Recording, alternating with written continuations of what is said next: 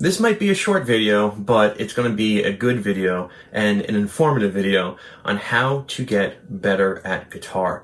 It's a new year, and a lot of people are making kind of, the New Year's resolutions to get better at guitar. And so I wanted to give you a little piece of advice. This is just an advice video. When you're learning guitar, and if you're playing to backing tracks, you will never get to experience what it's like to be a musician who plays the guitar. In order to become a really good guitar player and discover new things about yourself and how music works, you really need to play with other people. That is it. That's the end of the video right there. So what I mean by that is, listen, when you're playing the backing tracks, it's going to be stale no matter what. You can practice your theory, you can practice your chords, you can practice a lot of stuff, but you're not practicing the organic nature, the ebb and flow of playing with real people and having them do things based on your ideas and you doing things based on their ideas. It is a wonderful experience that everyone who picks up an instrument needs to really, be a part of. I have been in 4 or 5 bands, my life and in my life, and I owe a lot of the musicality and the joy of music to playing with fellow musicians. And so what I want to say is, if you like StichMethod, if you're a fan of StichMethod and you're watching this video and you know the channel, I do have a Facebook page called the StichMethod Jammers on Facebook. It's going to be linked below.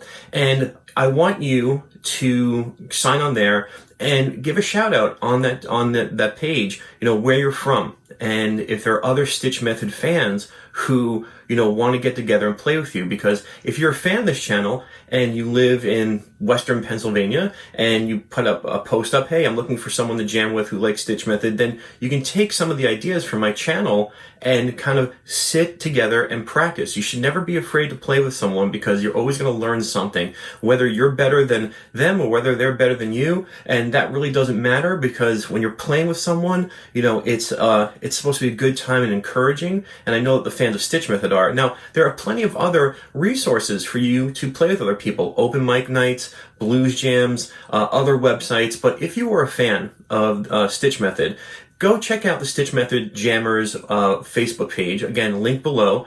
Sign up.